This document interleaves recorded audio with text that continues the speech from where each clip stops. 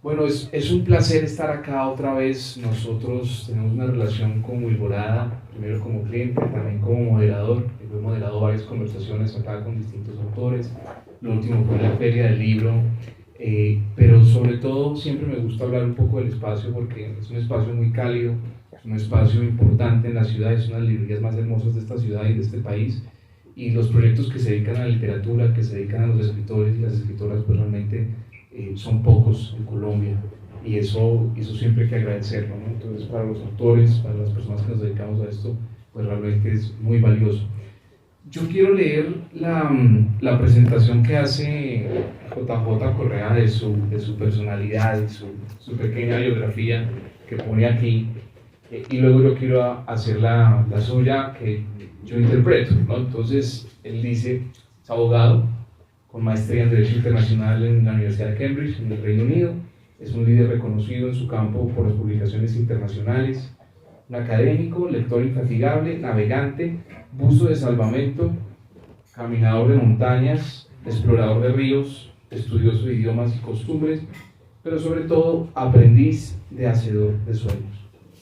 Yo creo que ese es un resumen importante, pero yo quisiera agregar JJ me ha impresionado mucho. Lo conozco este año, aunque realmente nos conocíamos por una casualidad de la vida hace unos 4 años, no nos acordamos los dos, este año nos volvimos a reconocer. Y es de esas personas que uno, digamos, como he tenido la oportunidad de entrevistar muchos autores, y es de esas personas que uno dice, ¿y por qué no me había tocado toparme con este relato, con este personaje, con esta historia? Y este libro del cual vamos a hablar hoy, y de su historia personal que se relaciona con el libro y con su literatura, El lamento de las chicharras, que pues hay que situarnos en esa palabra, que es lamento, ¿no? Yo quiero empezar por ahí. Es un título fuerte, es un libro fuerte, es un libro sobre la historia de Colombia, de lo que pasa a veces, que no pasa en los grandes medios, en las grandes historias, pero que está ahí en las familias, que está ahí en los pueblos, que está en las historias de la gente. Y yo creo que, Jota, lo primero que me gusta mucho es el título, y lo que me gusta además es cómo situaste el ángulo, la cámara, a ver las historias de las personas. Quisiera empezar por ahí, por ese lamento que nombras en tu libro. Gracias, Diego. No sé si me escuchan bien. Bueno, normalmente hablo fuerte, igual no manejo tanto el micrófono, lo voy a hacer a distancia. Lo primero que podemos indicar, bueno, primero muchas gracias a todos por asistir. Nada más agradable para alguien que se llame autor, de cualquier sentido, como me denomino yo, un autor tardío, joven, porque es mi primera obra y soy tardío porque efectivamente escribí un poco tarde, es ver gente conocida y gente desconocida que pueda estar presentando o que esté interesada efectivamente en escuchar por lo menos las palabras de un autor. Yo trato de hacerlo mucho, como explicaba Alberto, aquí en Wilborada vengo mucho a charlas de autores, porque me encanta participar y me encanta preguntar sobre la dinámica de escribir, qué hicieron, cómo lo hicieron, el sueño de verse publicado, de tener tu nombre efectivamente radicado en la parte superior del título de una obra. Entonces eso es encantador. No me voy a extender tanto, que tengo ese problemita que a veces me extiendo. Diego previamente creo que ya me dio los avisos necesarios. Si te extiendes mucho, yo te hago una seña o te corto con un grito, algo parecido, para que no sea así. Pero quiero decirle a Diego, esta charla la preparamos nosotros y le dije, no hagas tantos elogios, Diego, porque no te lo van a creer. Entonces, no, mentira, que yo sé que no fue así. Diego es supremamente independiente, y lo primero que hicimos cuando nos conocimos y concluimos que podría presentar la obra es lo que tú decidas, como lo quieras. Me arriesgo, me expongo, ojalá no me salgas con una cosa muy crítica y muy tenaz, porque entonces... Pero bueno, estamos aquí. Me voy a concentrar en el tema de, primero la definición que me preguntaste, que yo incluí en el libro. Normalmente, ¿qué hace uno? Los autores, y he visto muchos abogados que han estado escribiendo obras literarias y primero traen todo el tema académico con el fin de presentar una serie de logros y seguramente pretendiendo que la obra sea buena por eso, Cuando alguien me decía, ¿qué quieres ponerle? Decía, yo no quiero traer nada académico, nada de títulos de lo que yo ejerzo, porque me parecería un poco indigno y ventajoso. Sin embargo, traté de hacer un resumen y puse lo que puse, y lo que más me gusta es la parte final que indico un hacedor de sueños. Eso es lo que yo he querido hacer todo el tiempo, al dedicarme a hacer muchas cosas que fueron mis sueños de joven y que afortunadamente las circunstancias de la vida me han permitido realizarlas. Voy ahora al título del lamento. No me voy a anticipar, pero efectivamente mientras estaba deambulando en esa zona en donde se desarrolla la obra, Diego, y aquí lo pusimos un poco, ahorita nos recrean de pronto con algo más de las chicharras, me impresionaba el lamento agudo de estos animales, y nunca, muy poca gente conoce las historias de las chicharras y qué es lo que pasa con ellas. Las chicharras son elementos, lo digo en el epígrafe que hago en el libro, y lo defino porque me interesó muchísimo y me afectaba mucho el campo. La creencia popular de los campesinos, las chicharras supuestamente lloran o piden la lluvia en épocas de sequía. En la Europa nuestra, que no son chicharras sino cigarras, en la Europa de nuestro mundo, y en el estío efectivamente llama del agua, pero quise investigar un poco más sobre eso porque me impactaba mientras estaba escribiendo, especialmente en los llanos orientales.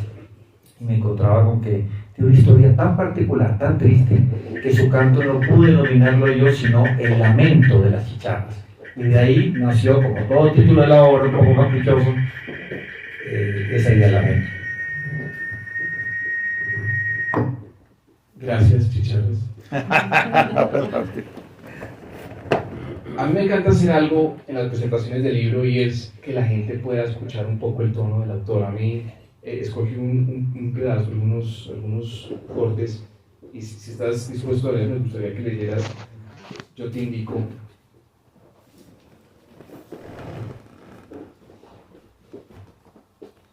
Para situarnos en un lugar llamado Buenavista, que es uno de los personajes de este relato, un lugar que es el personaje, yo creo, principal en mi lectura. Gracias. Buenavista, no puedo leerlo. Buenavista se hallaba localizada en una llanura donde morían las extensas laderas de la cordillera oriental. Se había formado en los terrenos que inicialmente ocupaban las grandes fincas ganaderas fundadas a mediados del siglo XIX por los avesados colonos que se aventuraban a explorar y explotar los recursos agrícolas y madereros que con generosidad producía la zona. Para llegar incólume a ella desde la capital del país se requería un cóctel de estoicismo, buen estómago, resignación y chorros de fe. Era necesario coronar los pechos delineados de la cordillera oriental que como esfinge tendida custodiaba la capital del país para posteriormente trasegar en un páramo cuyas mañanas se vestían de una neblina tenue que trepaba rasgada en jirones por el aire resultante del contraste térmico con los ríos de las profundidades. Esos tejidos de algodón se pegaban a las laderas dejando traslucir el follaje verde profundo de las paredes de la montaña, proyectando imágenes tan siniestras como hermosas, haciendo eco con los gemidos del viento, lamiendo los árboles en su recorrido desde las hondonadas del río. Ahí intenté utilizar el mejor tono que me enseñó mi profesora, Carmencita, cuando estábamos en segundo de primaria.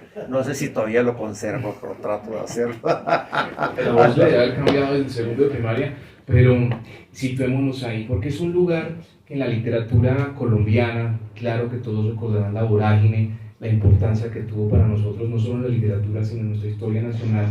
Pero yo quiero hablar de ese lugar que usted sitúa, que en efecto Buenavista no existe, pero sí existe, hablar un poco de ese lugar. Me sorprendía preguntando el otro día pensando el otro día sobre tantas obras, y creo que Diego tiene un conocimiento muy amplio sobre el tema. Todas las obras literarias del país, o buena parte de ellas, producidas en los 70, en los 80, si estoy hablando, pues obviamente de nuestros grandes escritores, García Márquez, por tomar el primero, pero seguramente muchos otros que han pasado, que estuvieron en ese boom de la época, siempre escribíamos sobre el campo de alguna manera, porque era donde se tejían las grandes historias. No recuerdo mucho los escritores urbanos que hablaban de, por ejemplo, el barrio, etcétera. Los vengo a conocer ahora con Gamboa, con Mendoza, con otro tipo de autores que efectivamente empezaron a escribir sobre las ciudades y lo que pasaba en ellas.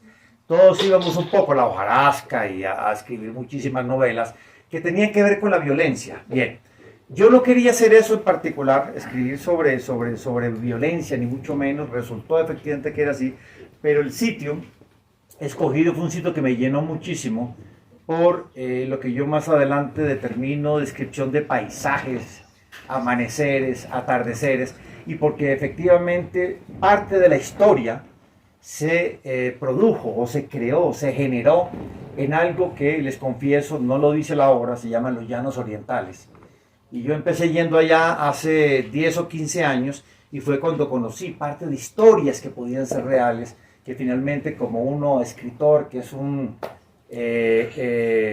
desguazador de ideas ajenas y que trae para armarlas y es un ladrón de pensamientos ajenos, traje esas historias de los llanos que había conocido de alguna manera y ensamblé la historia con ellas. Esa es, digamos, la síntesis y el origen de por qué eso está conectado en su momento con Buenavista, que no la llamo como tal, ni es Villavicencio, ni es nada parecido, porque es difícil afincarse y entrar a un territorio que uno conozca, porque existiría la obligación de describirlo tal cual es, o de describirlo al contrario de lo que es, y no quería eso precisamente.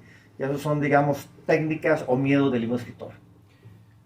Una de las cosas más, digamos, impresionantes, de las cosas que llama la atención del libro, es cómo uno relaciona con la vida de un abogado, y particularmente en un país como Colombia, en donde a los abogados les toca, pues, doblemente duro, porque les toca ver demasiadas cosas muy violentas, muy complejas, distintas cortes funcionando al mismo tiempo. O sea, realmente la dificultad narrativa para los abogados es muy compleja en este país. Vivir ese lugar y estar, y eso es parte de este libro, estar constantemente conectados al archivo y tratar de ver dramas de la vida, divorcios, asesinatos, violaciones, pero ver todo eso en el archivo. Y para una persona como JJ, que es un ser humano muy sensible, pues yo creo que eso es parte de este libro también, de cómo le ha tocado esa vida, de ver eso, y cómo se relaciona ese abogado leyendo y ahora escribiendo ficción. ¿Cómo es ese paso de la vida del archivo, de la vida de lo penal, de la vida de la ley, a la vida de la ficción? Pues yo pienso que todos nosotros tenemos, y veo pues obviamente todos mis colegas y la generación que me acompaña, gente que tiene la edad mía, hombres y mujeres, estoy seguro que muchos de nosotros los aquí presentes tenemos historias que contar y experiencias que nos han marcado durante la vida y que quisiéramos efectivamente comentarlas o decir algo sobre ellas. Lo que hago yo, y por eso me refería a la descripción de Hacedor de Sueños, es que finalmente si cogemos, y esto me tomó a mí 5 años, agarrar y tomar el impulso necesario, la disciplina, porque nada tiene más disciplina que escribir, así parece un oficio que no es tratado a horarios ni a nada de esto, pero es precisamente por eso requiere una disciplina sublime. Entonces, yo creo que eso, Diego, para mí como abogado tenía que ver, y como persona que observo, que quiero profundizar en el pensamiento de las personas por observación, que comparto, que quiero ser generoso, que tengo mis prejuicios profundos seguramente como todo ser humano. Llegó el momento en la vida en que quise compartir esto y de esa manera pues obviamente dije la única manera sería escribir sobre eso. Y me tomó 6, 7 años o 6 años escribir esta obra.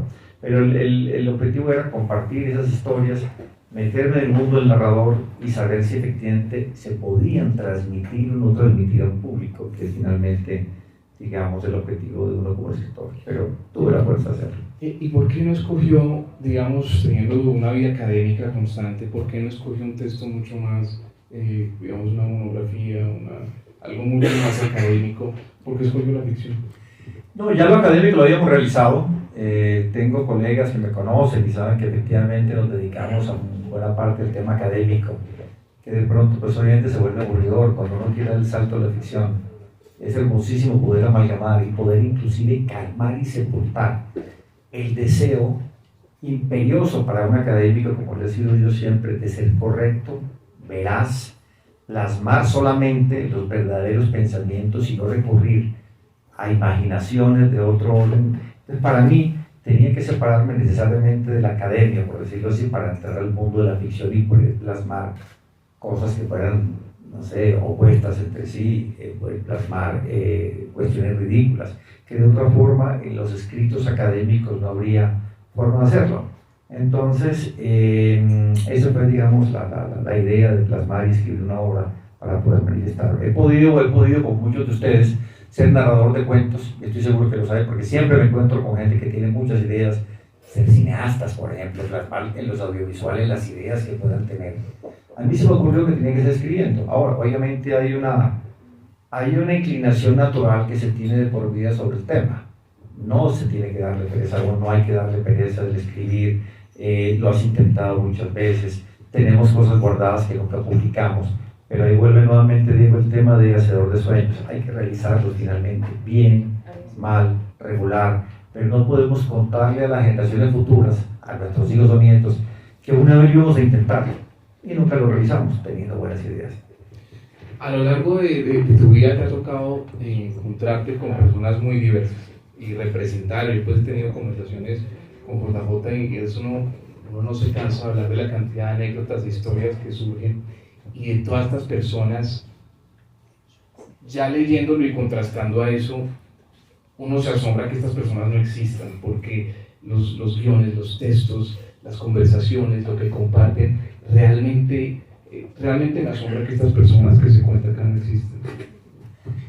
No, están compuestas por partículas de todos los a quienes conozco, de hecho de todos ustedes. No se imaginan lo que uno puede percibir y guardar. Alguien calificaría mentes malévolas, ¿no? Del escritor que guarda frases y guarda comportamientos de todos ustedes. Algunos de ustedes pueden estar en el libro ya. Estoy, por lo menos manifestaciones las tengo. Hay criminales, ¿no? Y tengo aquí gente que asiste y que los conozco de vida profesional, de relación de amigo, de vida familiar, en todo sentido. Y lo que les mencionaba, un escritor normalmente, y a mí al principio me daba vergüenza, ¿no? Como intentar traer algo de alguien, o historias que había escuchado, o temas que he vivido, o pensamientos íntimos míos sobre algo. Afortunadamente no los pueden descubrir, no los van a descubrir. Bueno, eventualmente pueden leer el libro y determinar que hay alguien que se parece en algo y preguntarme, como quizás espero lo hacían con García Márquez, que decía que sus libros contenían una cantidad de claves secretas para sus amigos. Yo tengo claves secretas ahí que le lanzo a la gente. Si se quiere identificar con algo, pues obviamente lo encontrarán. Principiando por familia, por supuesto, los seres más cercanos, esposa, hijos. Continuando con la parte académica y el colegaje, nos encontramos ahí. Y seguimos con otros ejemplares que uno va tomando, personas que uno va, o características de esas personas, y las traemos. Ese es uno de los motivos interesantes. Yo pienso que más adelante podemos hacer un diálogo sobre que lea el libro y me diga, perdón, esto está muy reflejado y se parece a algo que yo hacía. No lo sé, tendría primero que saber que lo hace. Afortunadamente usted es abogado, sí. Entonces tendrá con qué defenderse. Antes de esta pregunta quisiera que leyera este párrafo. Algo chévere es que él no sabía para nada qué tenía que leer, y eso es parte de este juego. En esto me puedo anticipar un poco. Es que uno disfruta efectivamente contando un poco la obra y teniendo un público, de pronto lo puede acompañar a uno porque lo quiere, porque es familiar, porque les interesa. Cualquiera de los motivos es perfectamente válido. Y entonces a mí me encanta efectivamente que escuchen y cuenten, así como yo lo hago viniendo aquí a esta librería y verifico los autores y les pregunto muchísimas cosas que a veces, no tanto de la obra, quiero saber exactamente muchas de las disciplinas que ejecutaron o por qué pusieron tal cual cosa. Pero voy a leer. Es un capítulo que se llama El silencio del ocaso. El automóvil se detuvo al costado de la desviación sin pavimentar que habían tomado a la derecha. Las luces encendidas jadeaban, intentando penetrar el espejismo de los árboles que custodiaban el destapado trecho. Santiago, usted sí ha sido colipronta y zapa, dijo alguien. Sonaba al mismo tiempo allá adentro y afuera, en el espacio de la noche, o viniendo de los árboles, o en alguna parte de la tierra, o de cualquier circunstancia de la historia, o de todas aquellas cosas a las que por mucho resistirse, no se podría escapar a la certeza triste del significado. Ella no oyó, o lo oyó todo, nunca se sabría. Tampoco podrían sacarle de la retina de sus ojos esa última ranura violeta agonizante del atardecer que ya no pudo apreciar. La violencia en Colombia ha existido y lo estamos viendo hoy. Hay unas declaraciones de un ex criminal que están sacudiendo al país, pero importante es ver, y creo que este libro hace parte de esa historia de Colombia también, y por eso quiero hacer esta pregunta, porque la violencia en Colombia la han sufrido mayoritariamente las mujeres, ¿no? Y sobre eso usted puso el ojo. Personaje, el texto nos enfrenta es a los pasos, a la historia, al corazón, al sufrimiento y a la violencia ejercida contra las mujeres y contra la mujer en particular. Yo quiero hablar de eso. Sí, inclusive hay alguna historia que cuando tomábamos un curso, eso no hemos hecho comentarios y no está aquí presente, que me ayudó un poco a trasladar en esa licencia que se toma un autor, poner en italiano, francés, francés, italiano, inglés, español, una descripción que hacen un par de mujeres en la obra, que fue una descripción sobre las mujeres y su papel en el mundo, y sobre lo que uno reconoce. O sea, no quiero ser repetitivo frente a la historia, la gran división, prejuicio y todo lo demás. Simplemente recogí lo que yo creo que es la actualidad, y recogí lo que me parece que es un disgusto que debe tener la mujer. Independientemente que se critiquen los excesos de sus conductas, porque es muy liberal o por lo que fuere. Pero yo, de hecho, casi que lo digo en la obra, de ser mujer tendría realmente mucho que reclamar la historia y la forma en que se ha manejado y se ha contado. Narré efectivamente porque me impresionó buena parte de los hechos, algunos de los hechos profundos del libro, y eso está en las dedicatorias. Tiene que ver con alguien que no tiene nombre real y que efectivamente ha sufrido y sufrió, y es una mujer, y esa mujer en su momento pues no pudo conocer su propia historia, por supuesto, porque falleció, pero tampoco pudo obtener mucha justicia. Entonces a mí quise dedicarle también un poco el libro a eso, a ese tema de que las mujeres sufren la violencia tan radical, y no es la violencia política, en este evento es la violencia del día a día, la violencia de los criminales, la violencia que azota aún más nuestra sociedad en este momento, y vuelvo a decir, no es política, es la violencia simplemente de la casa, del día a día, del trabajo, y todo lo que ocurre.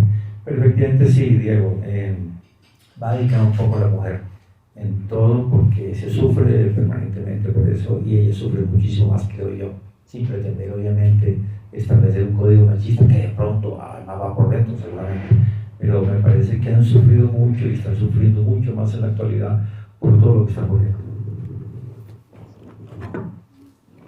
Y hablando un poco de ese personaje que es y lo inicié esta conversación de Buenavista, ese personaje del campo, que en Colombia el campo, pues para nosotros, no quiero asumir, pero para los que estamos acá, pues el campo significa alegría, significa poder ir a descansar, significa, bueno, pero para muchas personas en Colombia el campo significa la guerra, la absoluta guerra, la absoluta desigualdad. Hay un texto muy bello, una conversación en los libros de Sir Arthur Conan Doyle, que a ti te encanta y que tiene que ver también con tu vida, con Inglaterra, y comparte de este libro, en donde uno de los personajes de Sir Arthur Conan Doyle le dice al otro, es que el campo es muy bello, el campo es bucólico, es maravilloso. Y el otro le dice, no, pero en el campo pasan crímenes a toda hora. Esto hablamos de la Inglaterra del siglo XIX, no de la Colombia del siglo XX o XIX. En el campo pasan todos los días crímenes que no le importan a nadie, que pasan y no le importan a nadie.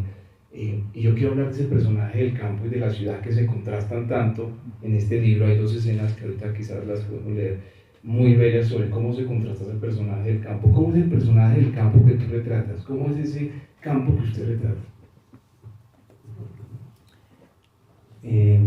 Algunos de los personajes, o todos ellos, la mayoría provienen del campo.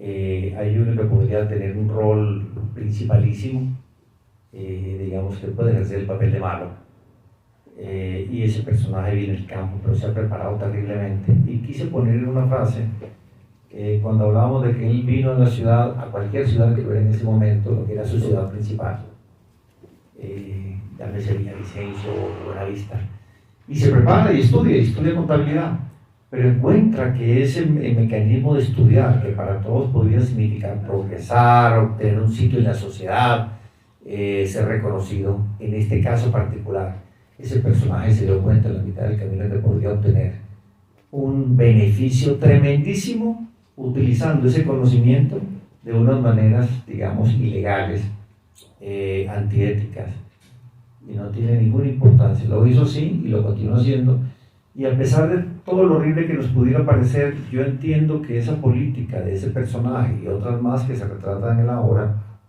que simplemente tratan de salir adelante, van en contra de la imagen del campesino ingenuo, clásico, buena gente que podemos tener todo el campo. Nuestro campo ha sufrido mucho por muchos años y la gente ha estado allá, está tocada, y si encuentran la posibilidad efectivamente de obtener un beneficio para ellos y para su vida, inclusive a través de ciertos medios, lo van a obtener. Yo narro esa posibilidad a través de uno de los protagonistas. Va a acceder mediante la educación, afortunadamente, a un mundo y encuentra sus debilidades perfectas y las ejerce. Y digamos, el juicio final sería: debe, puede, es malo, es bueno. Miremos a ver el pasado y qué le retribuyó a ese campesino. El simplemente ser campesino o continuar siéndolo si lo fuera, con tantas necesidades, versus hacer lo que está haciendo en este momento, lo que hizo en la obra. Entonces, ese es mi personaje en campo. Todos tenemos, y no solo el campo, sino desde la ciudad o de la ciudad intermedia, que se narra en el libro.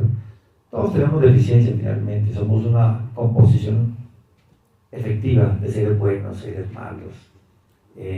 No en su extensión, o sea, no somos, ni estamos para ser beatificados, pero tampoco estamos para la horca ni la silla eléctrica. Somos una composición de muchos gestos, reacciones y todo que de pronto se nos combinan y producen estos tipos de resultados. Pero en síntesis, la gente del campo que yo narro es la que yo creo haber conocido, o de pronto la que yo creo que deben ser, y yo creo que deben recuperar por eso, pero tal como lo narro, y dentro de eso me anticipo un poco.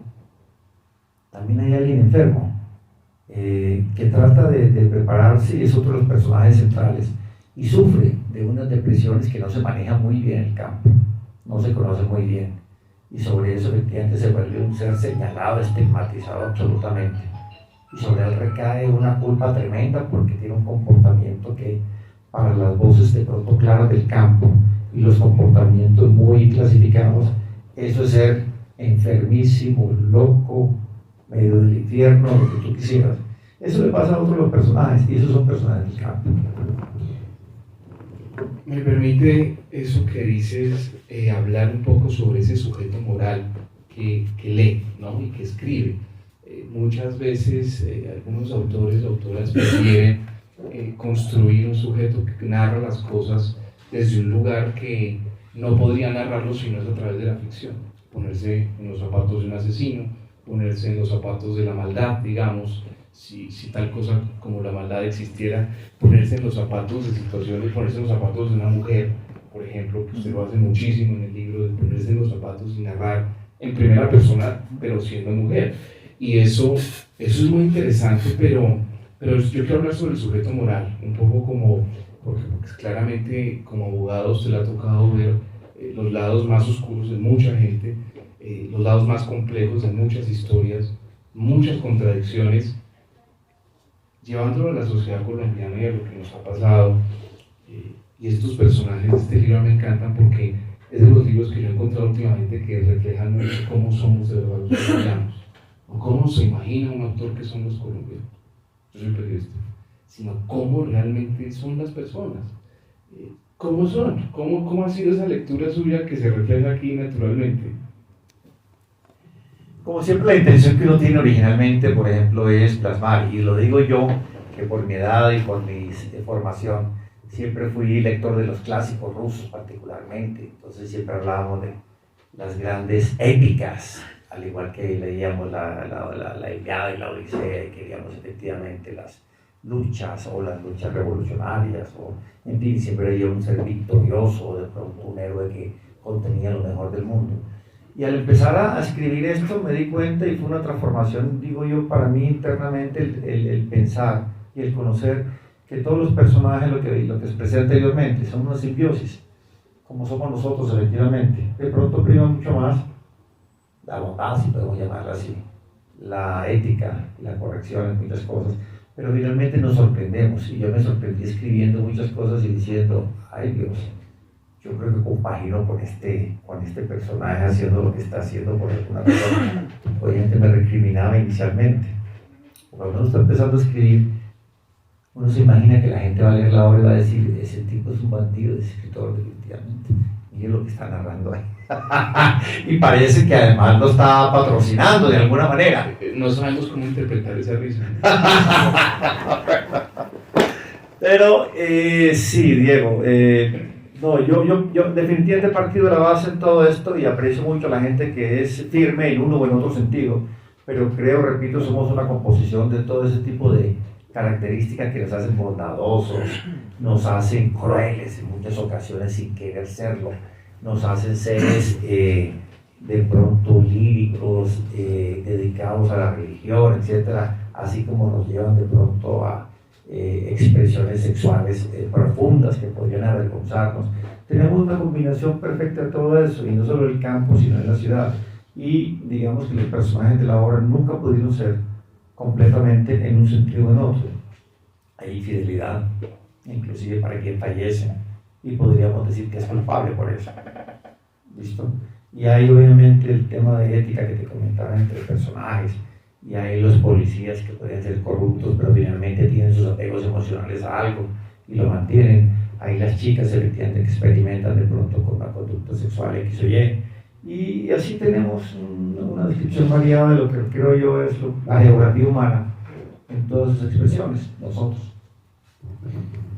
Quiero que lea dos o tres párrafos y luego le hago la pregunta. Pero no, más bien al revés. ¿Sabe qué hagamos? Este libro, pero no solo me puedo responder sí o no. ¿Este libro es autobiográfico?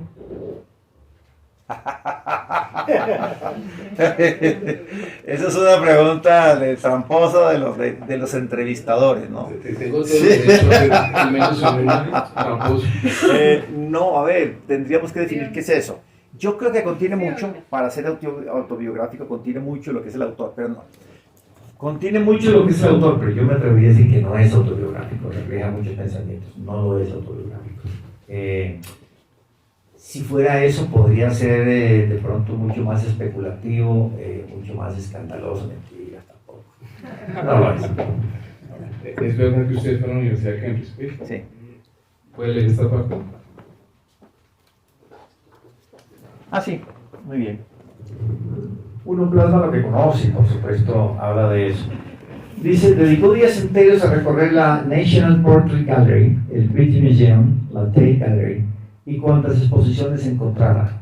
Visitó Cardiff en Wales, Gales, y se maravilló con el castillo que dominaba Edimburgo en Escocia, haciendo paradas en Chester, Newcastle y todos aquellos pueblitos que ofrecieran algo histórico, o simplemente en los que le antojara bajarse del tren, comprar los folletos en la oficina de información y visitar lo que estuviera a distancia de caminar. Visitó Cambridge sin que el tiempo le alcanzara para dar un vistazo a Oxford, pero al llegar casualmente el día de la graduación y caminar por Trumpeter Street, se sorprendió con el desfile de jóvenes con togas y cuellos de variados colores que desde diferentes calles marchaban llegando al Senate House. Preguntó curiosa al vendedor de helado de la esquina, quien era todavía lo suficientemente joven para responder sin gesto hosco o en un inglés ininteligible para cualquier extranjero, a la pregunta que en todas las entonaciones le harían cientos de veces para esa misma época los turistas en los próximos 30 años de graduación. 30 años, y orgullosamente le explicó que esta era la época de la graduación, señalándole el lugar de la ceremonia. En respuesta al gesto de Antonia de querer más información, se explayó sobre lo que significaban los colores de los cuellos escarlatas, grises, rojos de terciopelo, blancos de lana, según el grado obtenido y el área de estudios. Era la explicación más larga que un vendedor del market en Cambridge había dado a un turista de la época de Cromwell. Antonia memorizó el color violeta de los abogados y atornilló en su cerebro, en aquella cavidad destinada a preservar los sueños, la imagen de verse a sí misma un día con aquella vestimenta, marchando por aquellas calles. Ah, yo sé lo que se refiere Diego. Sí. Aquí hay varias cosas. Aquí esta conversación ya ha girado por varios lugares y naturalmente que se ha expuesto también parte de lo que ha sido su trabajo, su vida, definitivamente el crimen, un crimen complejo, que es el que de alguna manera teje todas las historias en la novela. Pero hay algo que quizás saltando un poco ya a usted es interesante, y es ¿por qué ahora? ¿Sí? Porque cuando uno lee este libro es evidente que es una persona que lleva cosechando historias muchos años y que se ha dedicado a eso, a cazar historias. ¿Por qué ahora? ¿Por qué escribir ahora? ¿Por qué justo publicar ahora? No, definitivamente Diego, obviamente viene de los sueños y viene de la necesidad de tratar de transformar y llevar a la práctica sueños que uno puede tener. Y lo repito, todos ustedes los tienen, hombres, mujeres, jóvenes, viejos, en fin, todos estoy seguro que lo tienen. El tiempo, muchas veces el problema es de tiempo, de no poder concretarlos, de no tener la disciplina para hacerlos, para ejecutarlos, pero todos los tenemos. Estoy seguro que hay habilidades supremas de gente que quiere pintar, que quiere filmar, que quiere escribir, que quiere construir, etcétera, no lo sé. Que quiere ser hoy en día esas profesiones modernas, esos oficios modernos, de ser guía en las redes sociales y de recomendar muchísimas cosas. Pero particularmente, repito, había que hacerlo ahora. Si no era ahora, se quedaba finalmente como un sueño, y nada más horrible que tener un sueño y contarle a alguien que lo tuviste y que no pudiste ejecutarlo, pero que lo tenías. No, había que concretarlo. Y eso fue el ejercicio. Doloroso, pero así fue. ¿Y por qué doloroso? No, porque mire, cuando uno realmente está escribiendo, primero las impresiones del escritor, cuando estaba adelantando una obra, por ejemplo, y su primera obra, a pesar de que yo había escrito cosas y las tenía guardadas, creo que hay por aquí algunos amigos que se reirían, se sonreirían realmente si les contara unos poemas que alguna vez leía por allá, pero obviamente en otras circunstancias. Pero tenía que ser ahora. Cuando uno escribe, lo primero que hace, entonces lo tenemos que abandonar automáticamente. Y cuando hay gente joven, lástima que hoy venían algunos jóvenes y no vinieron, hijos de amigos que pudieran escuchar la historia, hay que atreverse y sin ningún tipo de temor, o si lo tienen, hay que superarlo. Hay que atreverse a hacerlo, porque lo primero que uno piensa cuando escribe es que está muy feo lo que haces, es que estás irrumpiendo en un campo sagrado, es que no tienes los méritos para hacerlo, es que está muy tarde para hacerlo, es que ya estás muy viejo, es que a lo mejor tu cerebro ya piensa de otra forma. Entonces siempre tienes una cantidad de trabas mentales para efecto de adelantar eso, que casi que te lo hacen imposible. Entonces el ánimo es a superar todo eso. Y la idea mía, vuelvo al tema de hacedor de sueños, es concretar. Así he ido concretando pues cosas en mi vida, y la escritura y lo que viene es parte de esa concreción. Cuando uno piensa eso que acaba de decir JJ, y también siempre una reflexión que a veces me preguntan a mí, ole, ¿y sabes de algún taller de escritura creativa o sabes de todo esto? Siempre me recuerda una frase de Martín Caparrós que dice, él es escritor, un tipo muy conocido, y dice: yo nunca le preguntaría a mi competencia qué hacer con mi negocio. Y deja esa frase ahí, porque en efecto es muy delicado usted preguntarle a otro si su trabajo es valioso.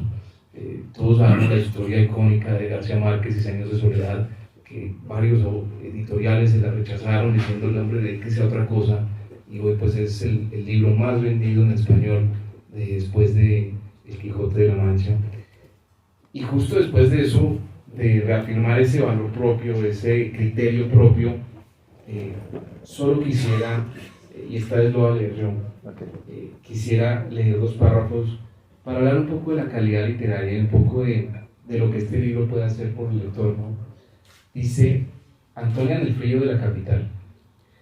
Desde el 10º piso, del que hasta hacía poco era la torre más alta de la capital, se apreciaban las montañas que circundaban la ciudad por el oriente. La neblina devoraba la cúspide de las montañas y avanzaba sin remordimiento alguno, amenazando engullirlas enteras. El sol, en ausencia complaciente, permitía el ataque suicida de las nubes. La imagen pálida de la ciudad en la madrugada reflejaba la melancolía de quien, temeroso de las responsabilidades y angustias del nuevo día, no quiere dejar su lecho, el refugio de lo conocido, la certeza de la inconsciencia, el abrigo del olor familiar de sus cobijas. La mañana amenazaba con no querer despertarse, aburrida o temerosa de tener que procrear un día violento para aquella urbe. Y yo creo que el chiste se cuenta solo, ¿no? La calidad del trabajo que lo lleva a uno a preguntarse, bueno, ¿cómo es su metodología? Usted, cada uno de esos capítulos lo escribió inspirado, o ¿cómo es la estructura de su trabajo?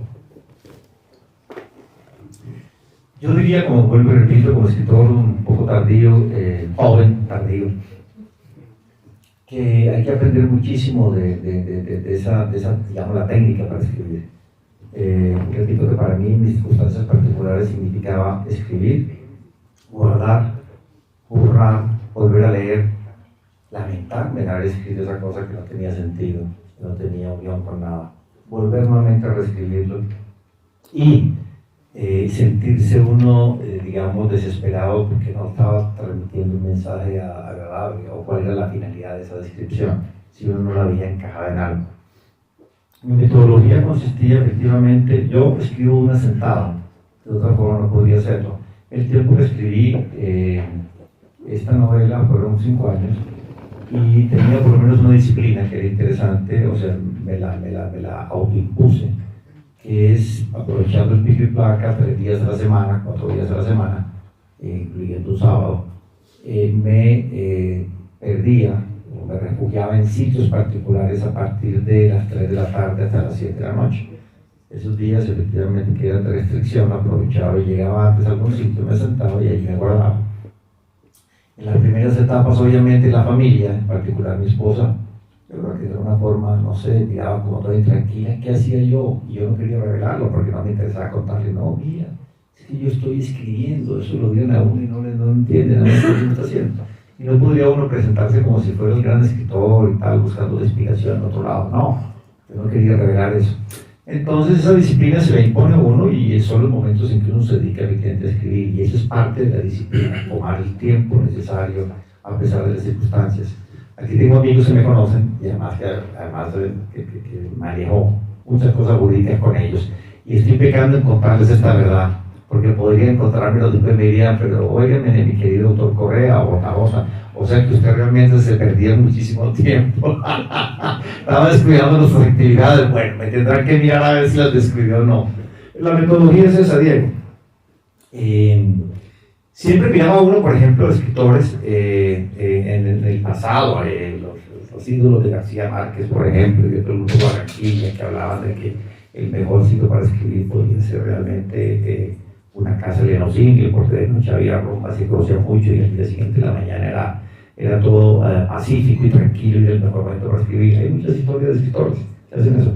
Lo mío básicamente era destinar con muchísima disciplina 4 o 5 horas 3 veces a la semana para adelantar la obra. Y más adelante tuve que dedicarle mucho más tiempo. Y además, mi metodología es escribir todo de una vez. Es decir, yo no puedo quedarme planteando una palabra mucho tiempo, ni el desarrollo de un capítulo. Tengo que sacarlo y adelantarlo al final, con la esperanza de recorrerlo de vuelta y volver a mirar exactamente si tiene fallas o no. Eso es malo y bueno. Lo malo es que de pronto no terminas cambiando nada. Yo acostumbro mucho en mi profesión a dictar, y entonces temas muy importantes, jurídicos, digamos así, y lo dicto de una ráfaga y voy cambiando pedacitos, y ya eso está definitivo. En este evento lo escribía yo mismo, no lo dictaba, no grababa, sino que lo hacía yo mismo y consideraba que estaba perfecto. Repito, eso puede ser bueno o malo. Pero mi técnica era esa, escribir de un solo viaje, digamos así, en 4 horas, medio capítulo. Tener la idea e irla fabricando sobre qué quería hacer, obviamente hay un andamiaje inicial, y terminarlo en la siguiente vuelta, que además se me ocurrían cosas diferentes y volvía pues, a terminar ese capítulo. Uno a veces no es consciente de cómo en la vida las cosas que uno hace y las cosas que le pasan operan un cambio en uno, pero escribir un libro sin lugar a dudas es de las cosas más bellas que puede hacer un ser humano, ¿no? O sea, el encuentro con la literatura, el encuentro con las escrituras es de lo que nos ha hecho humanos y lo que nos ha hecho civilizados, de alguna manera, lo que nos ha alejado erráticamente o no de la naturaleza, pero lo que también nos ha hecho únicos. y continúa el libro. Hace 10 años se acuerdan que todo el mundo decía los libros se van a acabar, las librerías se van a acabar, todo el mundo va a leer en el celular, eso ya, y miren, aquí estamos rodeados de libros, reunidos presencialmente para hablar de libros, escuchando al autor y ojalá comprando un libro. Y quiero hablar de eso un poco, de cómo lo ha transformado usted, si es consciente de cómo lo ha hecho. Estoy seguro que lo ha hecho, pero cómo lo ha transformado escribir este libro.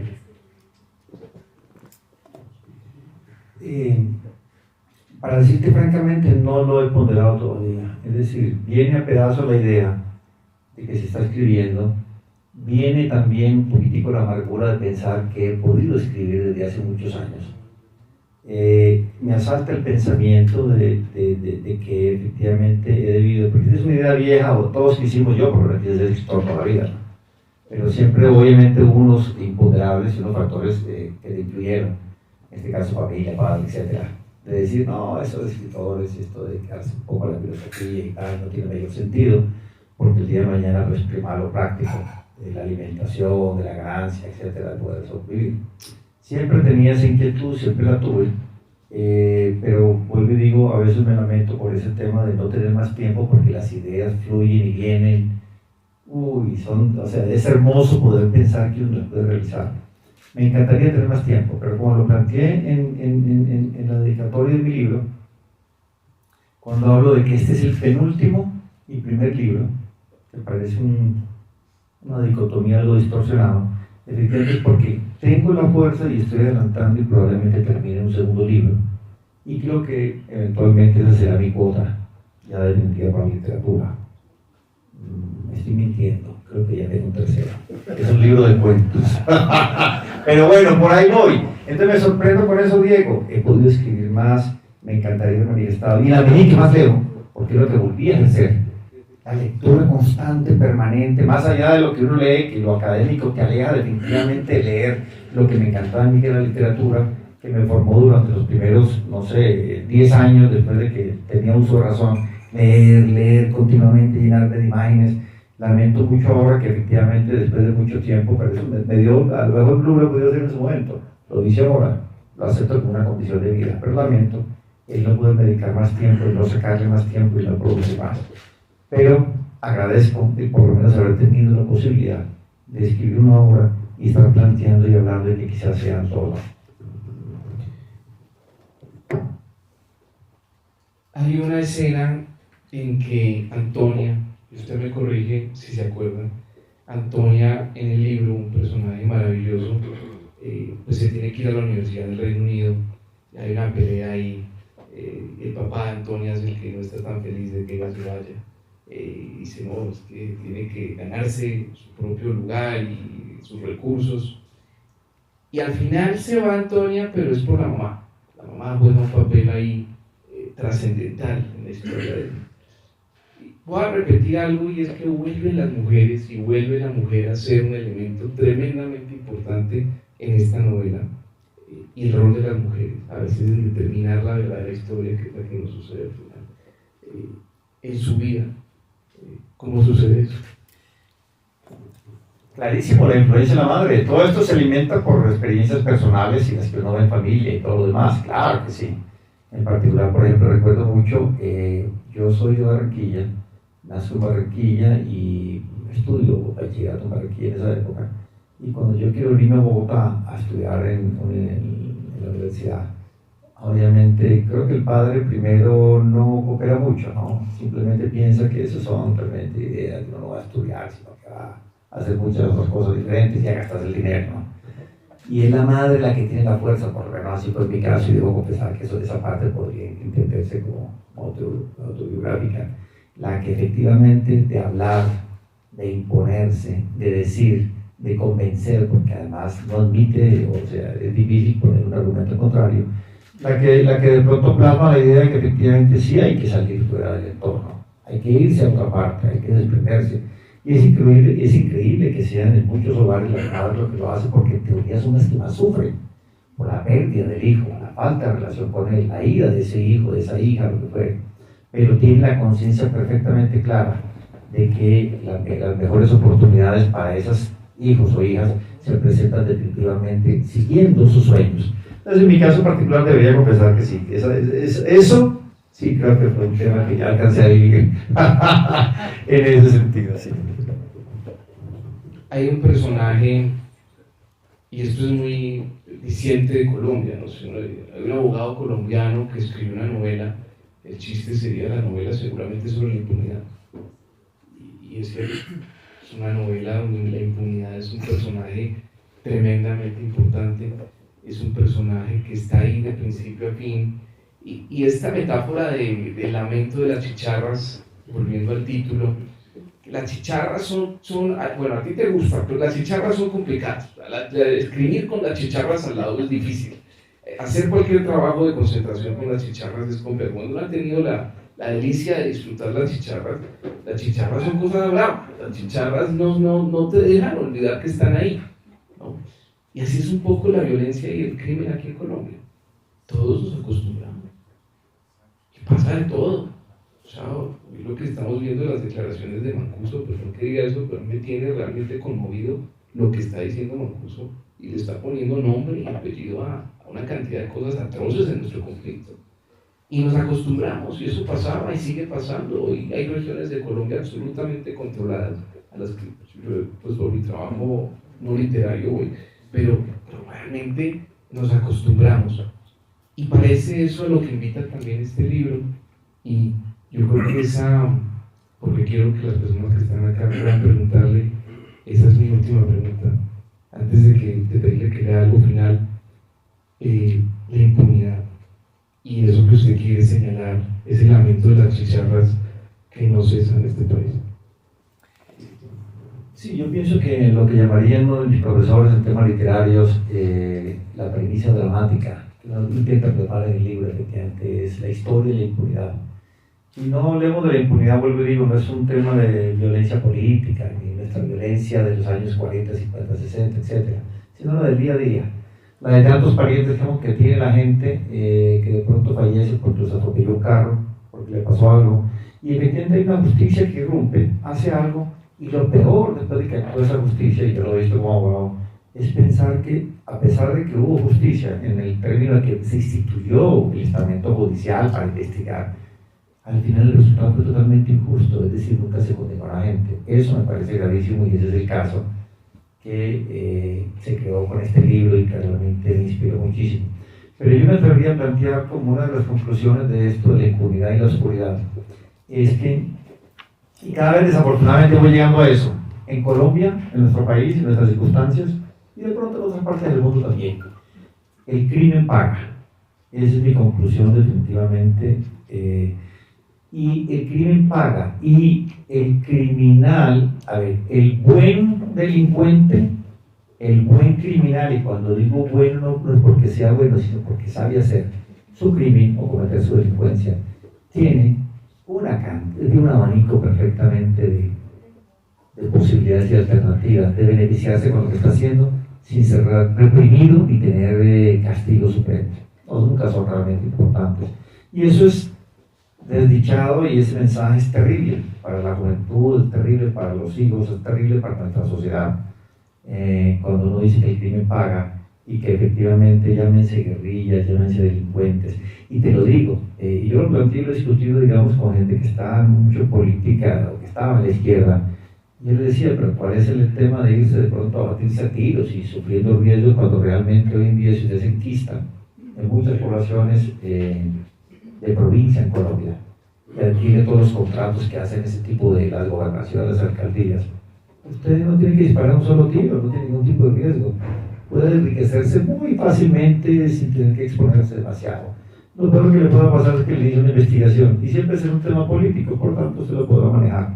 Entonces me horroriza lo que tú dices, Diego, me horroriza, y que he llegado a esa conclusión de pronto desafortunada, despechada, apesadumbrado por eso de que, no sé, la gente que comete crímenes y cuando lo saben hacer o comete pues actos delincuenciales y tal, vulneran la ley, se salen con la suya, y cuando son buenos en eso lo hacen de mil maravillas y encuentran efectivamente la debilidad del sistema.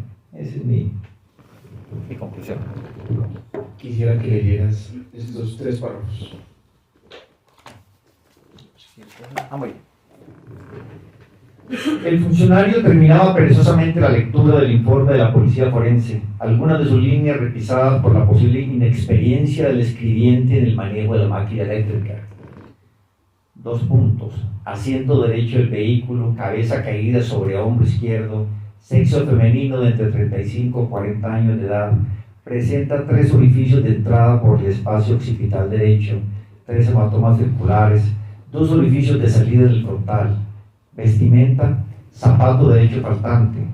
Se encontró en el piso del vehículo reloj pequeño de mujer, pantalla quebrada, sin funcionar, marcando las 6:017, paréntesis, error, se corrige 6:17 pm, cierra paréntesis. Y así continuaba la reseña, dando muerte nuevamente a Santiago Pinzón con pedagogía impasible, minuciosa, imposible de discernir, hasta perderse en borrones y dobladuras. Culminó la lectura y procedió a llenar en el computador el renglón final del formato, crimen pasional. Todo es un error.